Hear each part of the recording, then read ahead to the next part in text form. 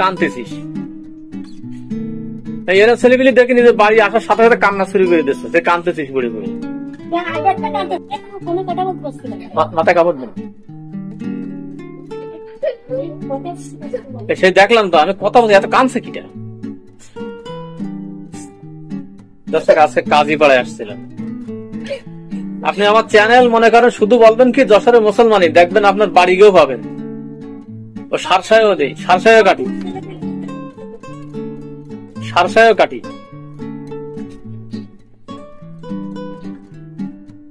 ও তো বাসা করতে এখানে না ওই জায়গায়? ও সারসা। ও যদি সে বিল দেয় চলে যাবো, ওখান থেকে দিয়ে আসবো। আর্থিক অবস্থা তো ভালো টালো যদি সেরকম টাকা দেয় দিয়ে আসবো। ইউটিউব চ্যানেলে গিয়ে বলবেন কি যে যশোরের মুসলমানই, দেখবেন আমার ভিডিও সব চলে আসে। কান দেখেও পুরুষ মানুষ না যাওয়ার কাজ।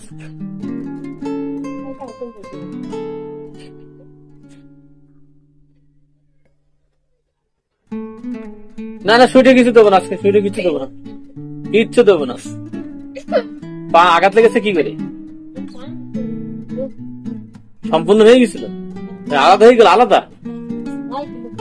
আল্লাহ, তাই এখন কি জোড়া লেগেছে?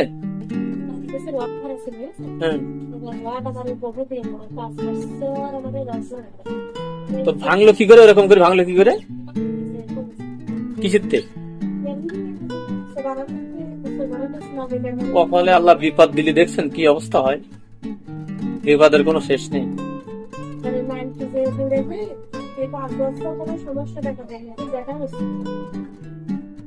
এখন হাঁটতে পারেন? হালকা পাতলা হাঁটতে পারেন?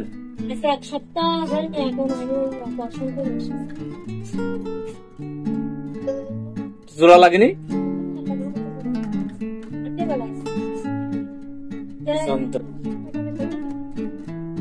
ওটা কি নানি না দাদি হয়?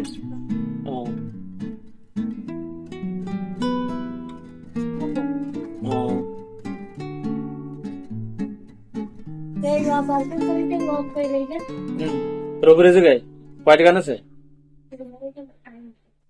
খাই বেশি? হ্যাঁ অনেক খাও।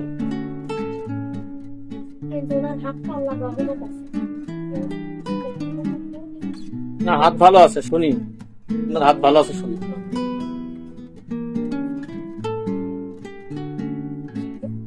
তবে বুড়ো বয়সে ভাঙলে কিন্তু জোড়া লাগতো না। বয়স কত এখন? ওই জন্য জোড়া লাগবে, কোনো সমস্যা হবে না। কিন্তু বয়স বেশি হলে জোড়া লাগে না। আর ছয় হয়ে গেলে পেকে গেলি জোড়া লাগে না। তাই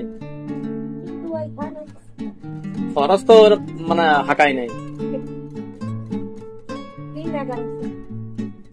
বেড ভাড়া আসতো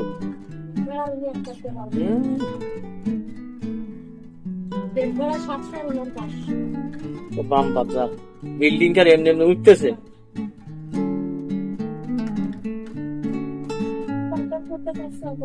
সরকারি ভাবে প্রত্যেকটা হসপিটাল ডাক্তারদের ফি নির্ধারণ করে দেওয়া উচিত, অপারেশন ফি নির্ধারণ করে দেওয়া উচিত। এ অসহায় মানুষ যারা যায় তাদেরকে জবাই করে ধরে ধরে। সদরে কাজ করবে না, সব প্রাইভেট হসপিটাল বানায় মানুষকে জবাই করতেছে এইভাবে। সবার সদরে তো অত সুন্দর করে করবে না, মুখ ভেঙচি দেবে। এখানে হবে না, সময় নেই, প্রাইভেট কারে আইসো, প্রাইভেটে আসো, আমার হসপিটালে আসো।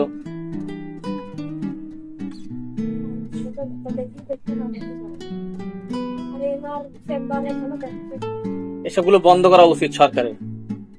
মাননীয় প্রধান উপদেষ্টা বাংলাদেশের যে সিস্টেম, যে রুল, ডাক্তারদের সদরে চাকরি করবে, সরকারি চাকরি করবে, কিন্তু সেখানে সঠিকভাবে দেখবে না। ওনার প্রাইভেটে আসেন, জবাই করব, চলে আসেন। সেখানে সদরের সময় নেই, কিন্তু ওনার প্রাইভেটে যাবেন, 10 টাকার কাজ 50,000 নেবে। এই হচ্ছে অবস্থা আমাদের দেশে। এগুলো বন্ধ করা উচিত।